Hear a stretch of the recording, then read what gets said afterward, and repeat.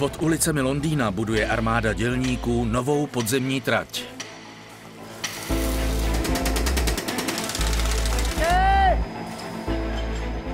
Crossrail. Jde o nejrozsáhlejší evropský dopravní projekt, který si vyžádá 15 miliard liber. Teď musíme pryč, protože tu začnou jezdit vlaky. K nejtěžším úkolům projektu patří výstavba tunelů pod Temží. Voda je všude kolem tunelu. Je to nesmírně složitý úkol. Zatéká sem, protože těsnění nefunguje tak, jak má. Čeká nás tu spousta překvapení. Sledujete exkluzivní příběh o budování nové části londýnského metra.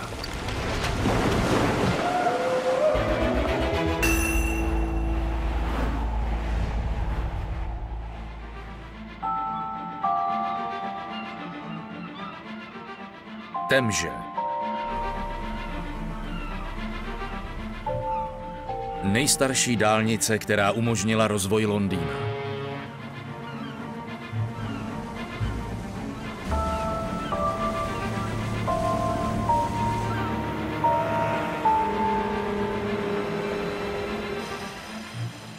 Pod řeku dnes směřuje nová moderní dopravní tepna.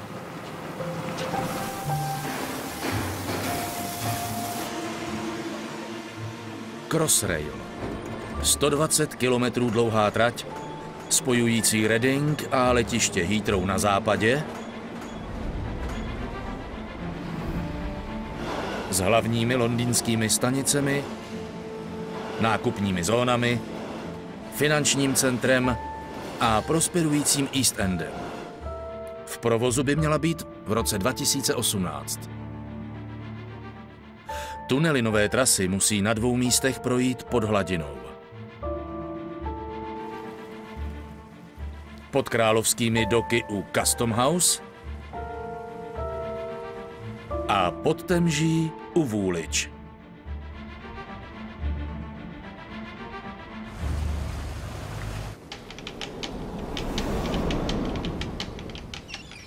V době své největší slávy patřily královské doky k největším na světě.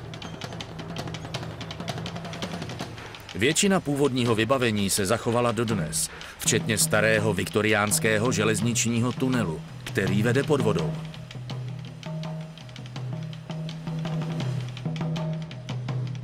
Tým Lindy Millerové starý tunel rekonstruuje pro provoz moderních vlaků.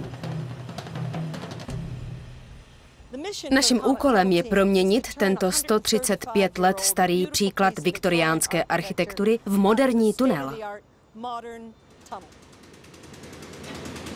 V původní podobě je tunel pro Crossrail příliš malý.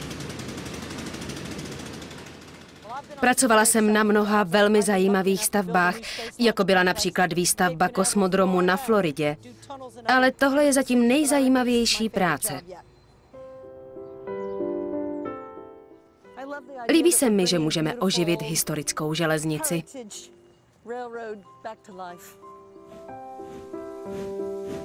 Tunel byl vybudován v roce 1878. Kdysi tu parní lokomotivy vozily vlaky do přístaviště North Woolwich. Strop tunelu je poznamenán kouřem z parních lokomotiv, ale jinak je tunel ve skvělém stavu. Je vidět, že jde o kvalitní práci.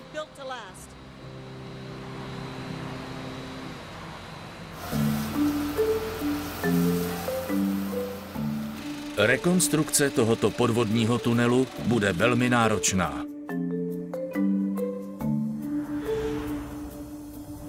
Tunel se po většinu své délky skládá z jediného tubusu. Jen uprostřed, přímo pod doky, se rozděluje. Tým musí tuto část přestavět. Vznikne jediný, větší a hlubší tunel, do kterého se vejdou 2 vlaky.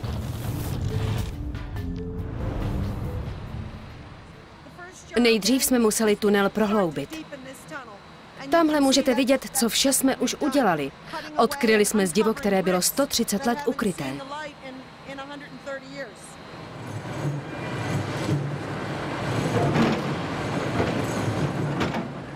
Tohle je Alex a její pracoviště, přímo v centru stavby. Tohle je první projekt, na kterém se podílím. Jsem ráda, že můžu začínat na tak zajímavé práci. Nacházíme se přímo pod doky v jednom z dvojice tunelů. Musíme z nich udělat jediný tunel.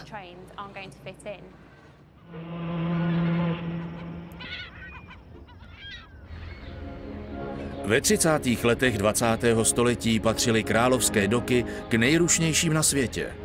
Za oceánské lodi sem dováželi obilí, maso a cukr z Austrálie a Nového Zélandu. Lodi bývaly tak velké, že jejich kýly drhly o strop tunelu na dně doku. Stavitelé se tehdy obávali, že lodi mohou tunel prorazit, a proto snížili strop tunelu a utěsnili jej kovovými výstužemi.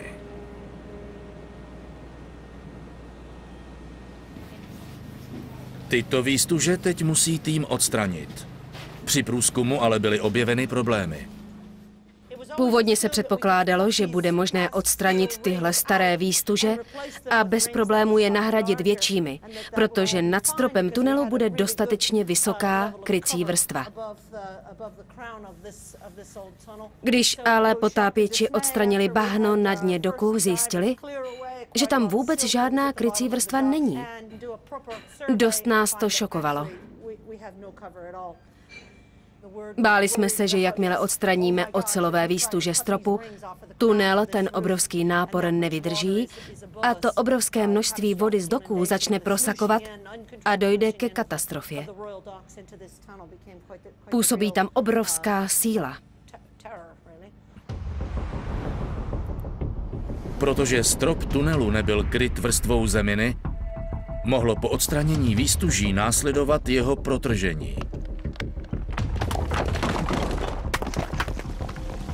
Jedinou možností bylo izolovat tu část doků hrázemi, vodu vyčerpat a tunel rekonstruovat bez přítomnosti vody.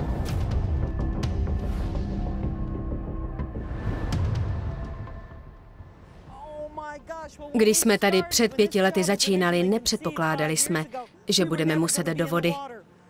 Vůbec se nepočítalo s nějakými hrázemi a potápěči. Předpokládalo se, že se to udělá pěkně bez problémů zevnitř. Ten plán padl.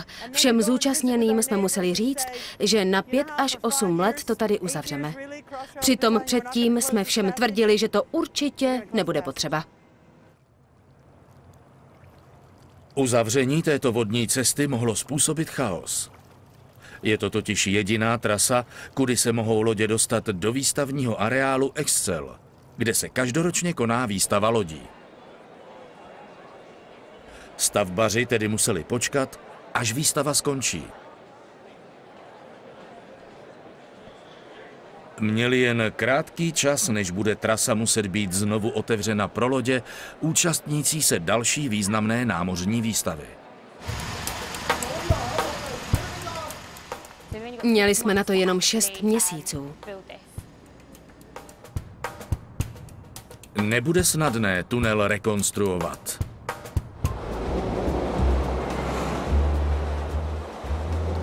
Na jih od řeky ve Vůliči musí být stavitelé Crossrailu připraveni na ještě složitější úkol.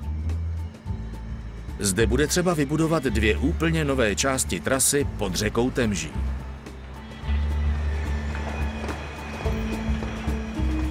Za tento úkol zodpovídá Gus Scott. Ražba tunelu pod Temží je velmi náročná. Čeká nás hodně práce. Už se těším, až to bude hotové. Nová část trasy propojí sever a jih Londýna, ale vyhloubit ji pod Temží nebude snadné. Podloží tvoří písek a křída nasycené vodou. Stavbaři budou čelit neustále pronikající vodě. Nebezpečí zatopení tunelu je v tomto místě největší z celé stavby.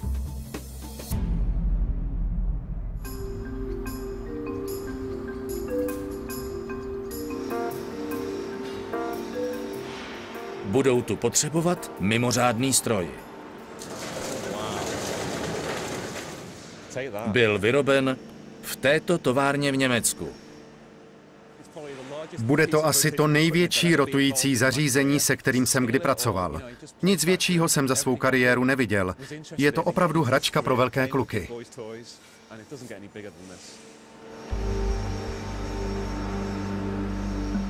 Tohle je obrovský razicí štít pojmenovaný Mary.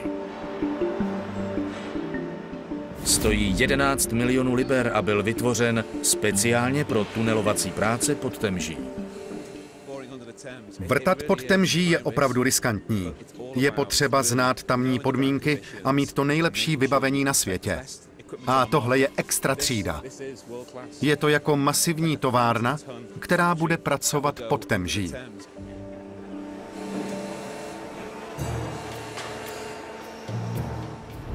Razicí štít má na čelním rotujícím kole ostré řezné nástroje, kterými hloubí zeminu jako vrták. Za tímto čelem je ocelová klec, bránící sesutí okolní horniny. Chrání tak dělníky, kteří budují betonové stěny tunelu. 7 prefabrikátů tvoří jeden prstenec tunelu. Díl ve tvaru klínu prefabrikované díly uzavírá. Když je jeden prstenec hotov, hydraulické zařízení posune stroj dále. Každý 1,5 metru znamená jeden prstenec. Za ideálních podmínek může tohle monstrum vybudovat až 18 prstenců vodotěsného tunelu za den.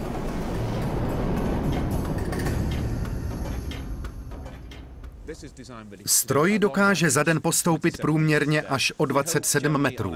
Máme v plánu alespoň o 100 metrů týdně. Razicí štít Mary má v průměru 7 metrů. Dokáže tedy hloubit tunel dostatečně široký pro nové vlaky.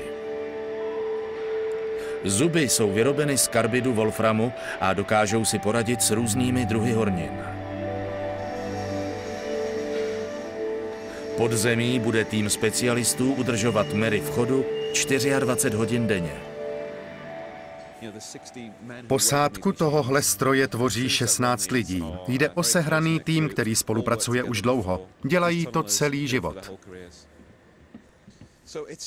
Stále se jedná o hodně manuální proces. Zručnost operátora hraje významnou roli. Rozhodně. Operátor má velkou zodpovědnost. Pod Temží se bude razicí štít na několika místech potýkat se silným tlakem vody. Pokud se některý z wolframových řezáků zlomí, dělníci budou muset projít vzduchotěsnou komorou, aby ho opravili. Je to trochu jako podzemní ponorka. Měli bychom ji namalovat na žluto.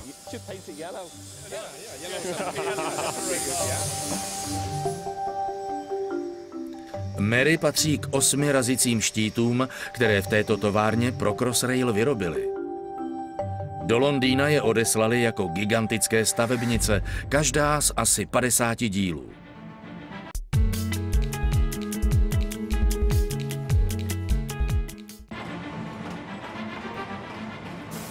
Dělníci je museli nejprve sestavit.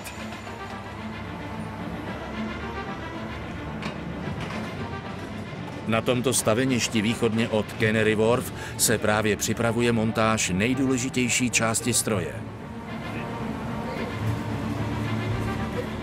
Musí zvednout obrovské řezací kolo a připojit ho ke zbytku stroje. Vedoucí jeřábník Lee Bartley na místě dohlíží na práce.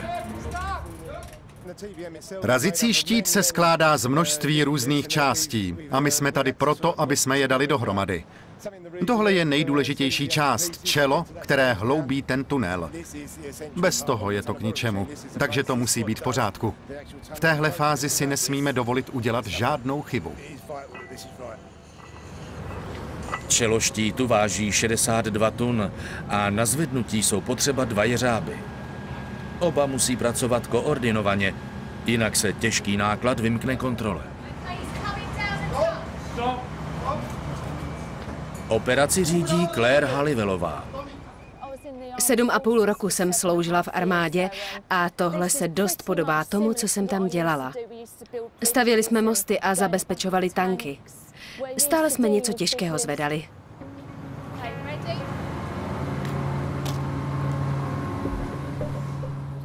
Zvedni to asi takhle a pak Paul popojede dozadu a zvedne to.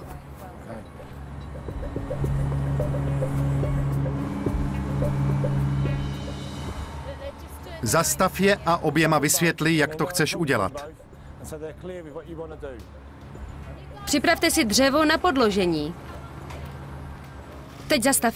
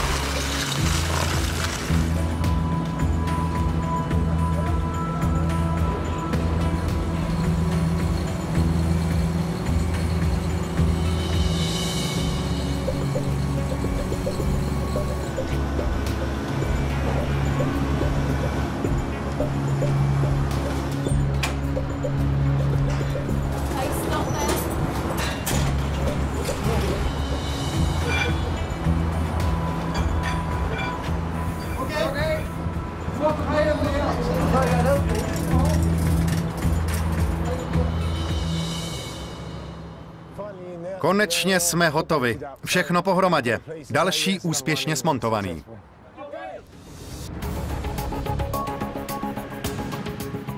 Crossrail pokřtil všech svých 8 razicích štítů ženskými jmény, jako lodě. Tento se jmenuje Elizabeth, po královně. Tým právě usazuje Elizabeth na místo. Odtud zahájí svou cestu směrem k Farringdonu.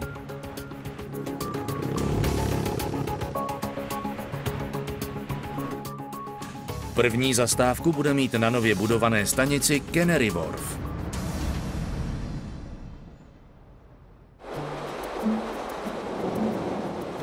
O jednu stanici východně v Královských docích se Linda a statik David Wild nad plány připravují na uzavření vodní cesty a rekonstrukci tunelu z hora.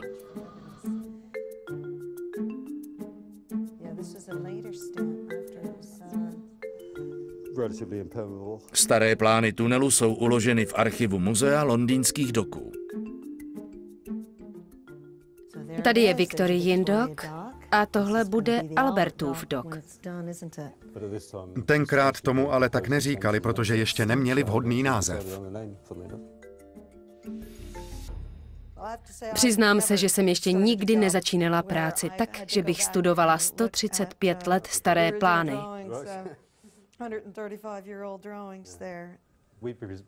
Potýkáme se s podobnými problémy jako tehdejší stavitelé. Je to spojené s vodou, s tím, jak něco postavit ve vodě. Linda a David vidí, že jejich nové plány rekonstrukce tunelu se podobají postupům použitým staviteli původního tunelu. Je vidět, že se historie opakuje. Tady je zřejmě vidět otevřený výkop, tedy způsob, jak byl původně tunel vybudován. Místo tunelování podzemí vyhloubili příkop, do kterého konstrukci tunelu postupně umisťovali. Takže to stavěli z hora dolů. Nepracovali pod vodou. Podle původního plánu se tunel měl rekonstruovat zevnitř. O vysušení části doku se na začátku neuvažovalo. Když se ale teď dívám na ty staré plány, kde jsou data z let 1872 a 1874, tak myslím, že to tak má asi být.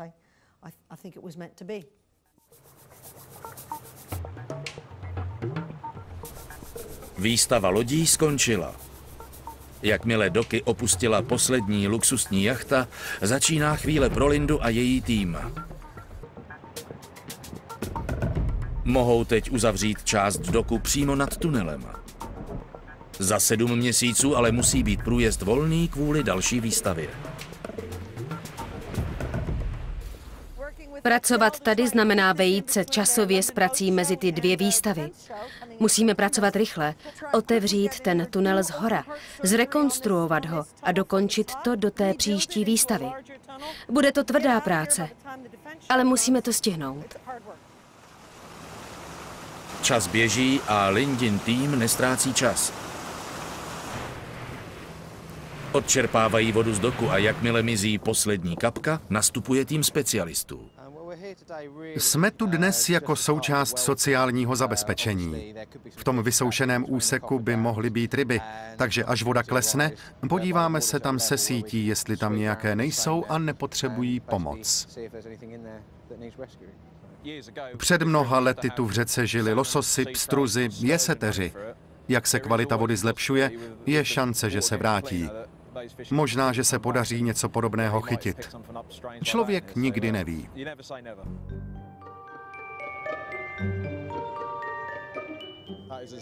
Níž už to asi nepůjde. Půjdu dolů a počkám na schodech, ať se nepletu. Otevírá se to dovnitř. Máš to? Budu to držet.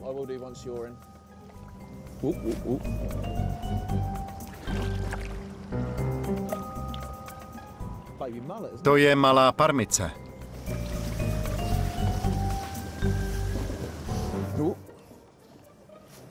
Je to plné odpadků. Je tu pár malých ryb.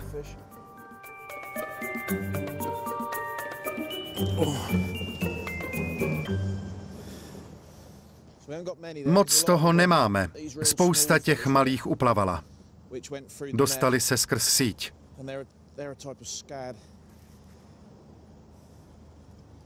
Máme tady šproty, malé mořské okouny, jaké mají v restauracích, když vyrostou. A pak tam někde je malý cejn. Zachráněné ryby pustili do volné vody. Měli by ve svém novém domově být šťastné. Už plavou.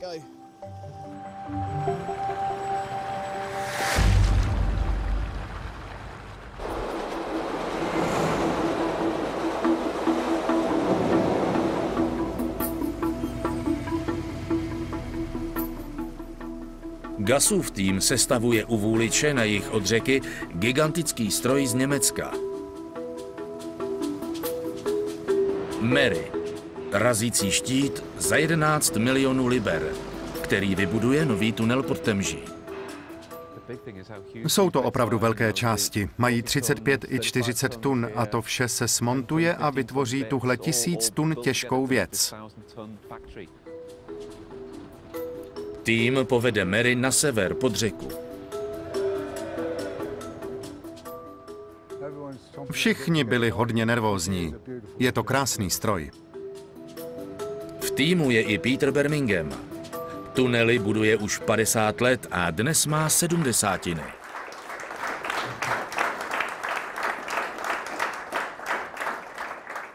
Díky moc, poslušte si.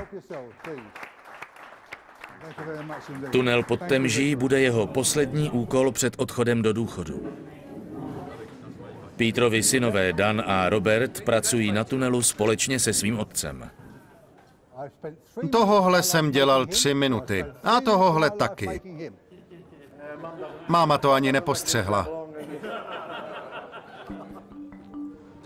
Byly tady 3 opravdu důležité stavby tunelů. Tunel pod kanálem La Manche, prodloužení trasy metra Jubilee a teď Crossrail. a táta byl u všech třech. Na konci tohoto projektu bude mít Peter za sebou 10 tunelů pod Temží. Něco takového asi nikdo nedokázal a jen tak nedokáže. Syn irských imigrantů se z nekvalifikovaného dělníka stal uznávaným profesionálem. Co to tady máme? Budování tunelů se za dobu Peterovy praxe velmi změnilo. Začínal jsem v roce 1964 na Victoria Line. Všechno se kopalo ručně. Měli jsme vlněné čepice, žádné přilby. Technické vybavení bylo slabé, většinou jen ruční nástroje. Nemůžu věřit, že jsem něco takového zažil. Vypadá to jako z 19. století. Je úžasné, jak se technika vyvinula.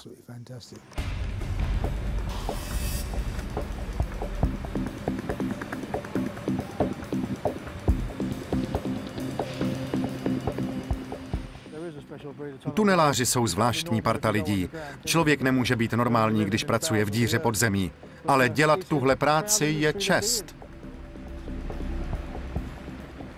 Technologie jde rychle dopředu. Nikdy jsme si nemysleli, že takové věci budou možné.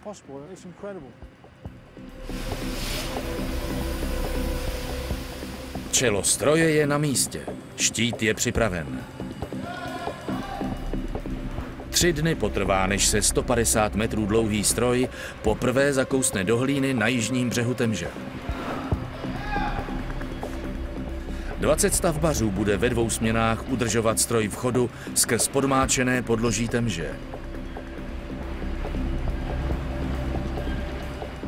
Na druhém břehu se objeví za 8 měsíců.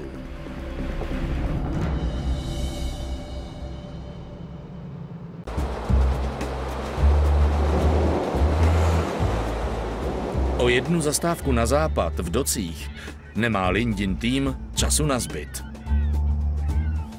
Vyčerpali část doku a odkryli strop starého tunelu. Mají teď 6 měsíců na to, aby tunel rekonstruovali, dok znovu napustili a otevřeli vodní cestu pro dopravu. Máme tady spoustu práce na tunelu i na doku. Jsme jeden tým a máme jeden společný cíl. Seznam úkolů musí být splněn ve velmi krátkém čase. Prvním úkolem je odstranit starou výstuhu zdvojeného tunelu. Potom musí zbourat dělící zeď a vytvořit jediný velký tunel pro Crossrail. Můžeme vidět, že dok je prázdný a jsou vidět ocelové výstuže. Tunel Crossrailu bude širší a obdélníkový a bude ležet mezi těmi původními tunely.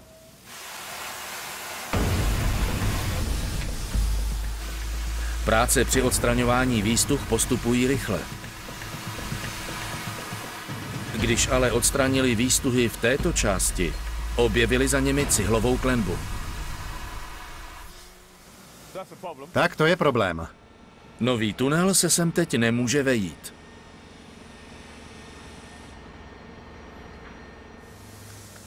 Musí to pryč. Není ale možné jen tak oblouk vybourat, protože může podpírat doky nahoře.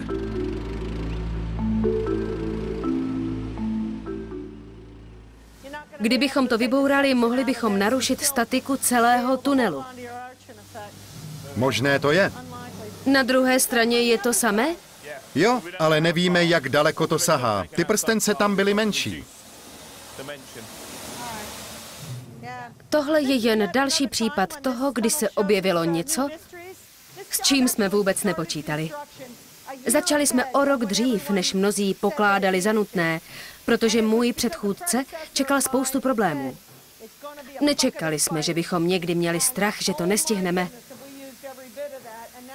Teď ho ale máme, přestože jsme pracovali ze všech sil. Lindin tým začíná být pod časovým tlakem. Nemohou si dovolit další zdržení. Musí co nejdříve zjistit, jestli oblouk podpírá dok, nebo je možné ho odstranit. Musí se na to podívat hlavní inženýr a statik. Chci, aby o tom věděli a měli čas do páteční schůzky o tom něco zjistit a rozhodnout, co s tím. Budou to muset prozkoumat. Ať rozhodnou oni.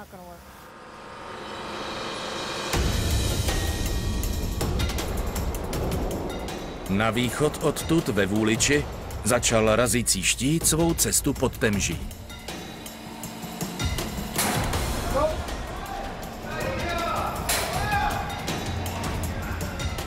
Stavbaři již smontovali prvních několik set panelů, které tvoří plášť tunelu. Před sebou jich ale stále mají přes 1000. Člověk se tady nemůže ztratit, protože je tu jenom jedna cesta, ale kdyby zhasla světla, byl by to problém. V jednom místě se musí Danův tým provrtat skrz panely a vytvořit spojení s vedlejším tunelem. Tady je to místo, kde je nutné tunel prorazit, protože zde bude docházet ke spojení. Okolo místa vyvrtáme otvory, pak to vybouráme a vybetonujeme. Panely zadržují množství spodní vody. Je třeba si s ní poradit, než se dostanou na druhou stranu. V tomhle místě je tlak vody 2,5 baru, takže to musíme na druhé straně nejdřív zabetonovat a utěsnit.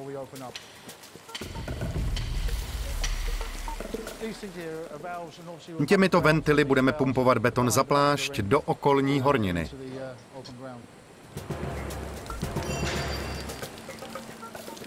Voda je všude kolem tunelu, takže nemá cenu ji odčerpávat, protože by to nemělo konce. Musíme jenom v tomto prostoru utěsnit trhliny v hornině a vodu pak lokálně odčerpat. Je to výzva.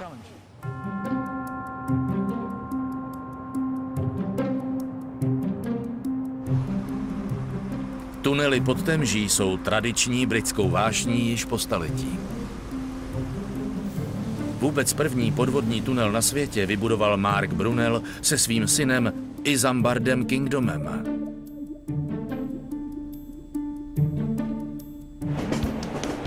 Jejich tunel měl 2 dráhy určené pro koňmi tažené vozy.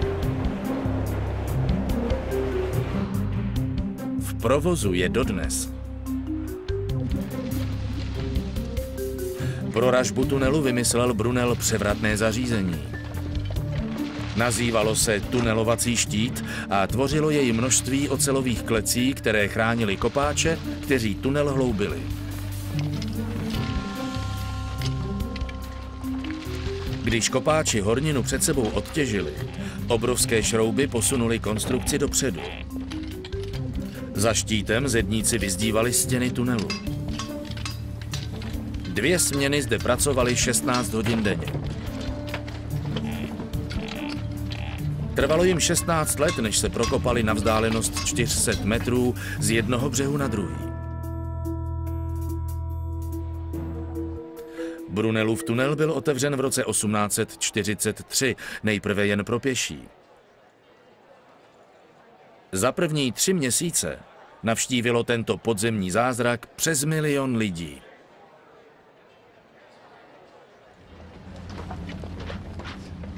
Upravená verze Brunelova štítu byla později použita při hloubení londýnského metra. Dnešní razící štít, který hloubí tunel pro Crossrail, je výkonnější verzí Brunelova vynálezu. Razící štíty mají dlouhou historii již od Brunela. Byl to tenkrát manuální štít, ale princip byl stejný. Není snadné tady kopat. Technologický pokrok ale práci stále více usnadňuje a zrychluje. Nese to sebou ale i nebezpečí. S takovým vybavením a v takových podmínkách může mít každá sebemenší chyba nedozírné následky. Dělníkům trvá namontování jednoho betonového prstence necelou hodinu.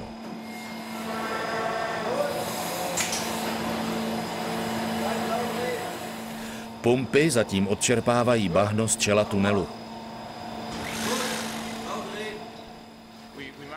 Prstence jsou očíslovány. První prstenec tunelu má číslo 1.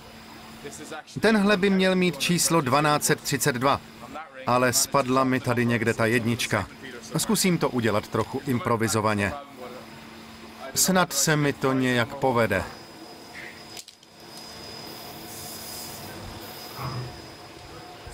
To by asi mohlo být.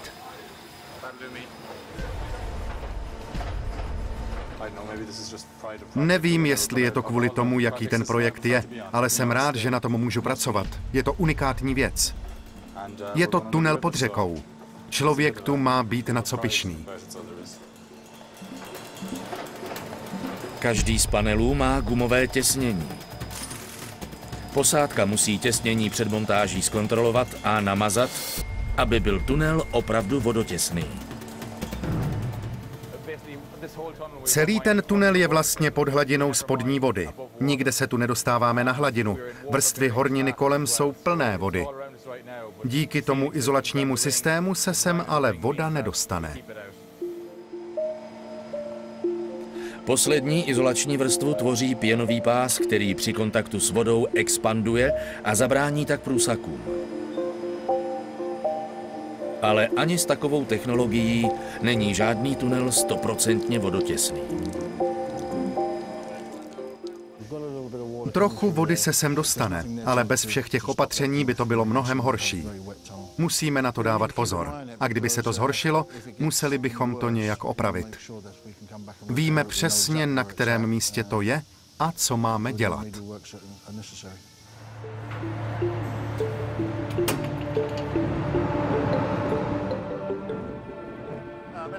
Za pár let tudy budou jezdit miliony lidí. Jen doufám, že to bude méně hlučné a drncavé.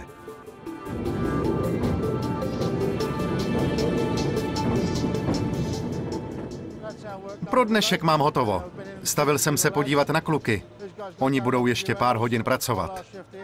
Je to moje poslední směna. Pojedu teď domů.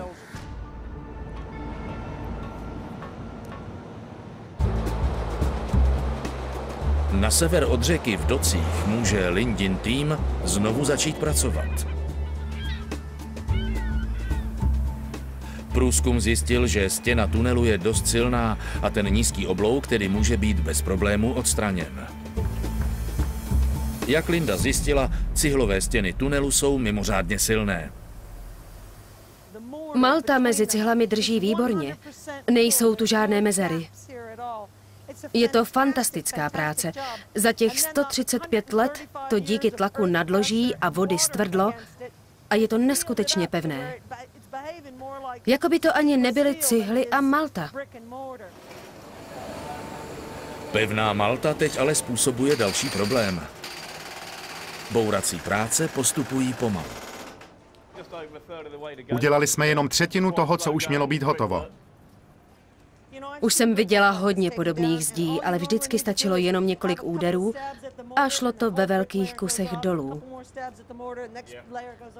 Chlapi teď mají přestávku. Rozbourat takovou zeď bez mechanizace opravdu není jednoduché. Vím, že pracují celé dny a noci, ale nemáme moc času. Tým má jenom 2 týdny, než musí být dok znovu zprovozněn. Mají zpoždění.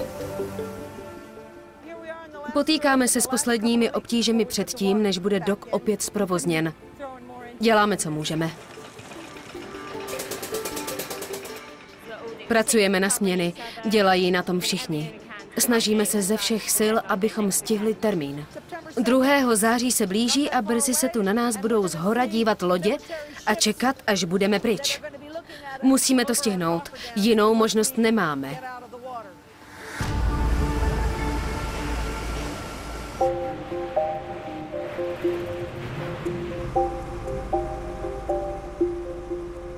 Pod hladinou Temže mezi tím razící štít urazil polovinu své cesty k severnímu břehu.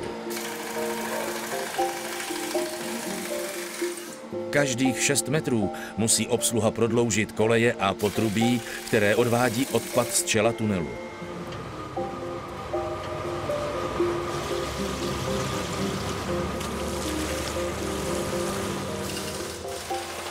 Devítičlenné týmy udržují v týdenních směnách stroj v chodu.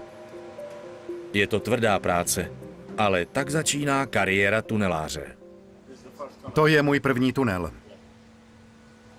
Můj taky. Jsme nováčci.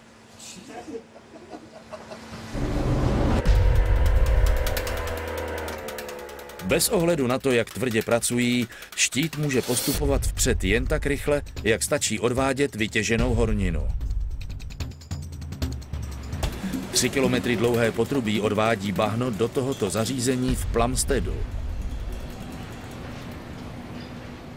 Kdyby se porouchalo, ražba tunelu by se musela zastavit. Tato nenápadná budova je centrem všeho dění. Všechno, co vytěžíme, křídu, písek, štěrk, odnáší voda tímhle potrubím. Odpad prochází několika zařízeními, ve kterých je potom podle velikosti filtrován, až ve vodě zbývají jen velmi malé částice. Nesmí tam zůstat nic většího než asi půl milimetru. Tento kal se pak usazuje venku v nádržích, odkud je čerpán do téhle místnosti, kde je pod tlakem filtrován. Princip je velmi jednoduchý. Z bahna se vytlačuje voda, která se recykluje, a zůstane jen pevná hmota.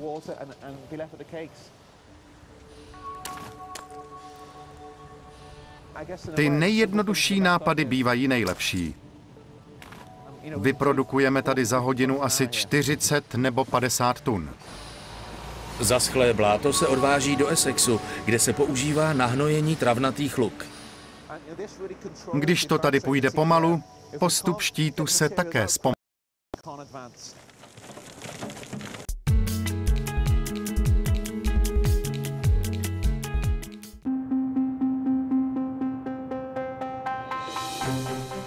O 2 zastávky západně se razící štít Elizabeth blíží ke Canary Wharf. Elizabeth má za sebou 2 kilometry kopání v pevné hornině a musí nyní přesně trefit svůj cíl v nově budované stanici. Jedná se zde o milimetrovou přesnost. Jsme teď na 6. podzemním podlaží stanice Canary Wharf a čekáme, až se sem probourá razící štít. Je to první průraz, kdy se štít napojí na již existující stavbu. A my si musíme být jisti, že je přesně tam, kde má. Stanice Canary Wharf má 6 podlaží, kde budou nahoře obchody, restaurace, zahrada a hluboko dole nástupiště.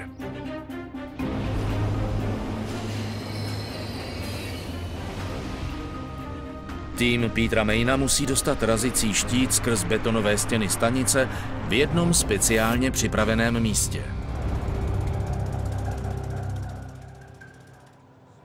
Je to těžká práce a sebemenší odchylka může ve výsledku znamenat velkou chybu.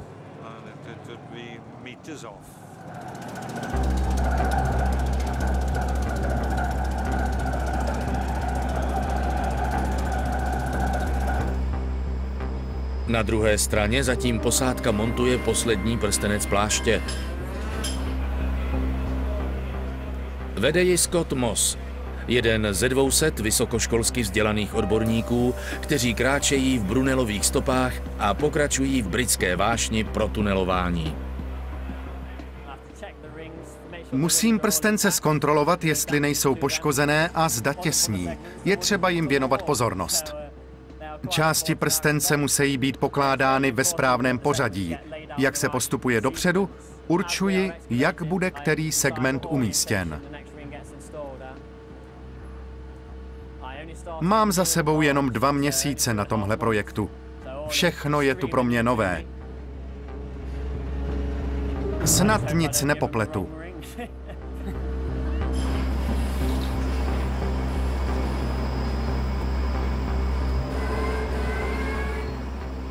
První průraz je pro každého tuneláře velká událost. Je to zlatý hřeb této práce. Je to vůbec první v tomto projektu, takže je to důležitý moment.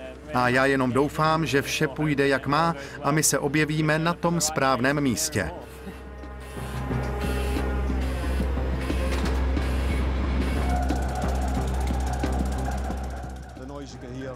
Ten zvuk, který slyšíme, to je Elizabeth.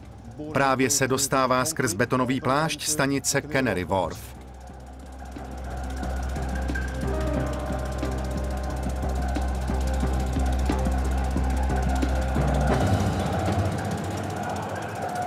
Ale necelý metr od cíle se štít zastavuje.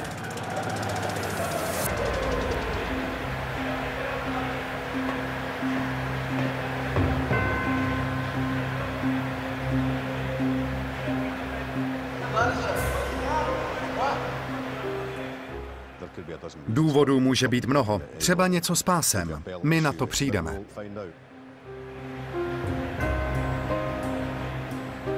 Pásový dopravník se táhne až daleko na povrch a transportuje vykopanou zeminu.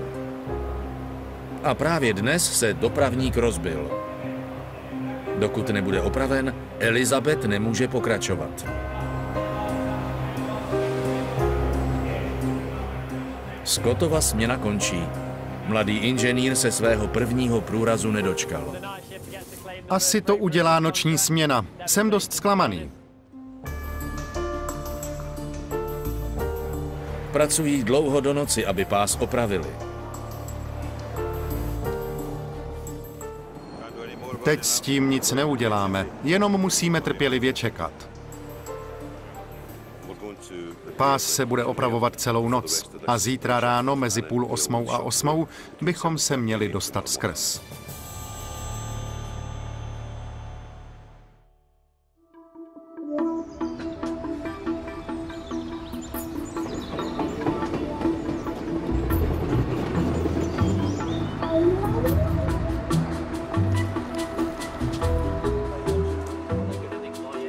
Opravený pás udělal radost Scottovi, který je opět v práci.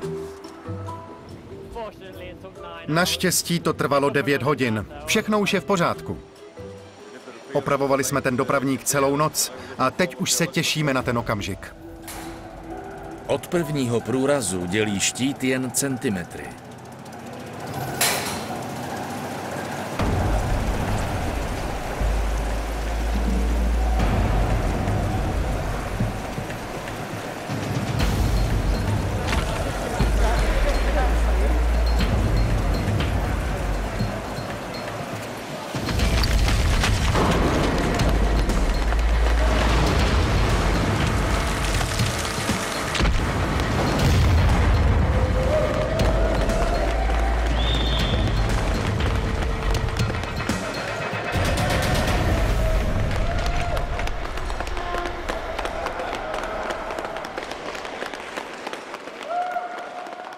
Scott má tu čest být druhým mužem, který se dostane na druhou stranu.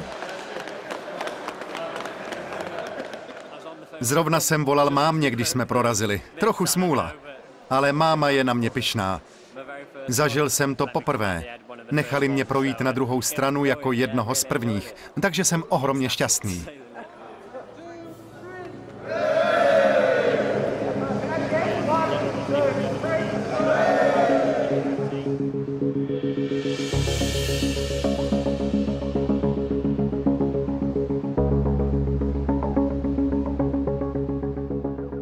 Na východ odtud v Docích Lindin tým tvrdě pracoval na odstranění překážejícího oblouku uvnitř tunelu.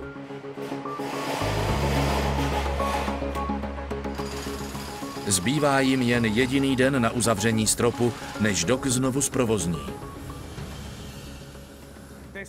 Je to poslední obraz druhého dějství této hry. A my netrpělivě čekáme na poslední dějství.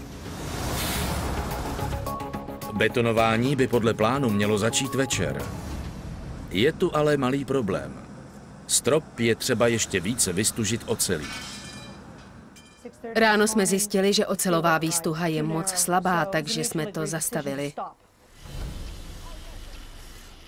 Bylo nutné přidat ocel a zesílit to.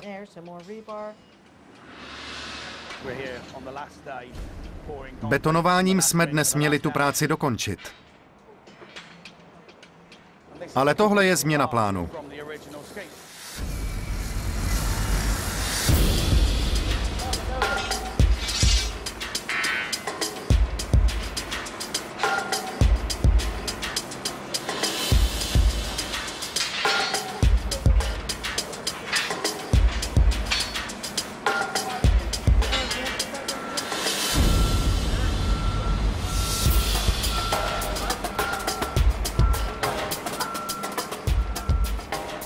Všechna ocel je na místě a betonování může začít. S 8hodinovým zpožděním. Začali jsme lít beton, bohužel ve 3 hodiny odpoledne a ne v 7 ráno. Bude to hektické.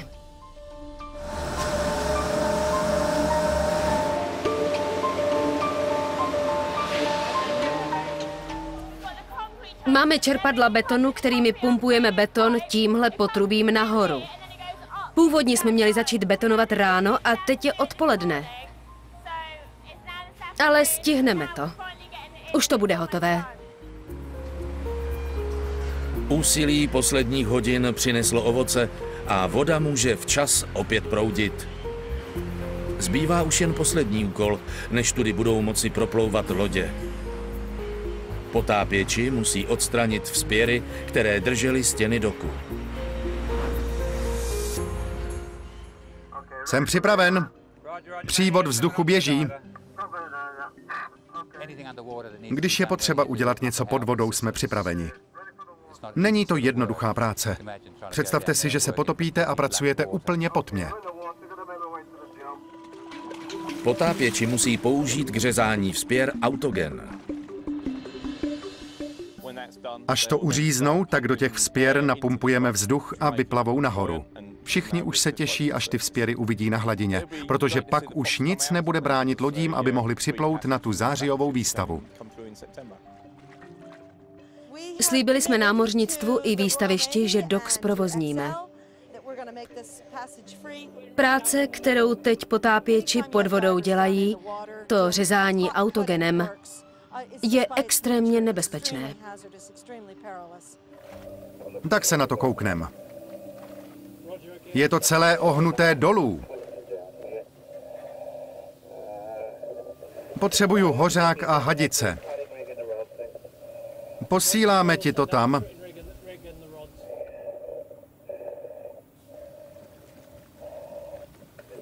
Dole je to pořád ucpaný.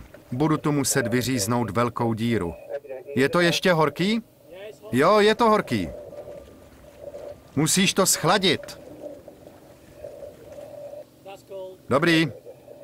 Tak teď vzduchovou hadici. Máš ji připravenou? Dobře. Hotovo, mělo by to jít. Rozumím, konec.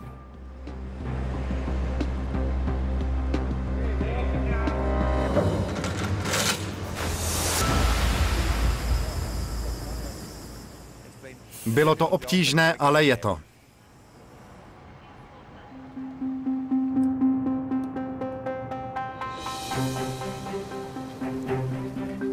Ve Woolwich má rodina Birminghamových svůj velký den. Mají před sebou posledních pár metrů pod Temží.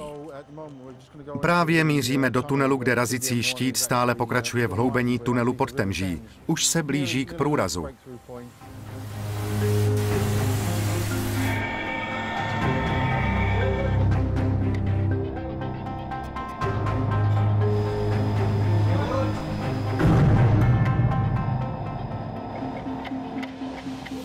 Brunelovi trvalo vyhloubení tunelu pod Temží 18 let.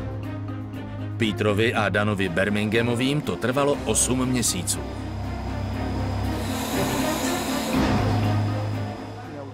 Brzy prorazíme do stanice North Woolwich. Všem se nám uleví, až tam budeme. Je vždycky skvělé vidět světlo na konci tunelu. Razicí štít je konstruován tak, aby dokázal pracovat pod velkým tlakem pod vodou. A stejně jako potápěč musí i štít projít dekompresí, než se dostane na vzduch.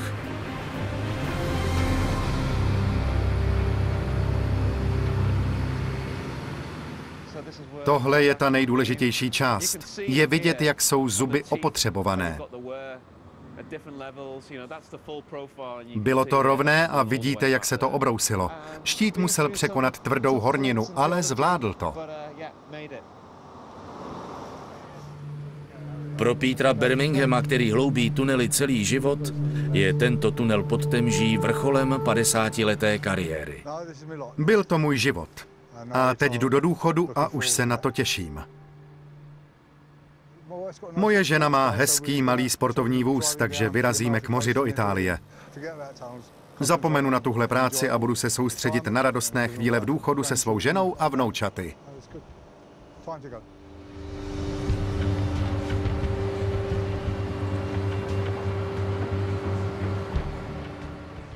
Zvedej to.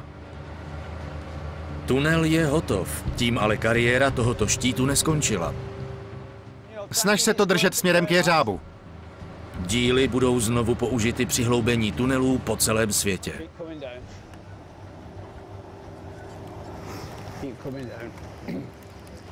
40 cm, 20 cm. Stop.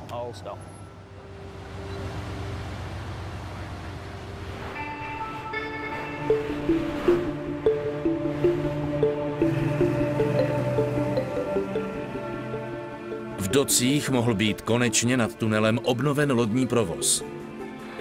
Linda a její tým dokončili práci na poslední chvíli. Nemůžu uvěřit, že je to hotové. Ještě to nikdo spojené neviděl. Není to skvělé? Paráda. Pořád tomu nemůžu uvěřit.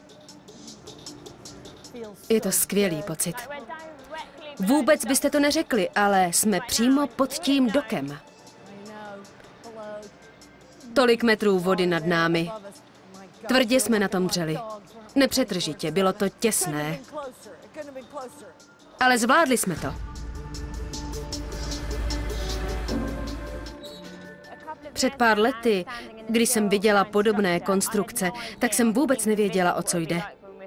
Když jsme teď finišovali, vypadalo to, že to nemůžeme stihnout. Jsem moc ráda, že jsem si našla právě takovou úžasnou první práci.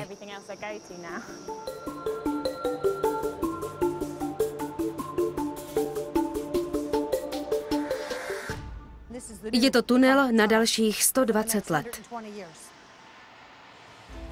A teď musíme pryč, protože tu začnou jezdit vlaky. Nová trasa za 15 miliard liber bude otevřena v roce 2018.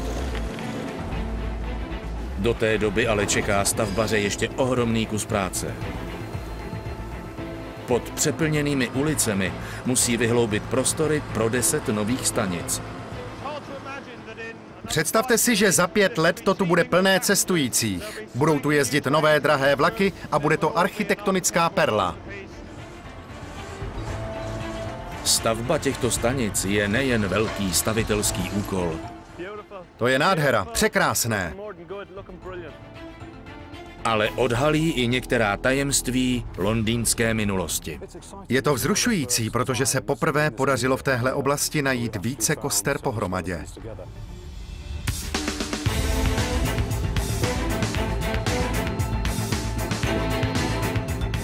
České znění vyrobila společnost SDI Media v roce 2015.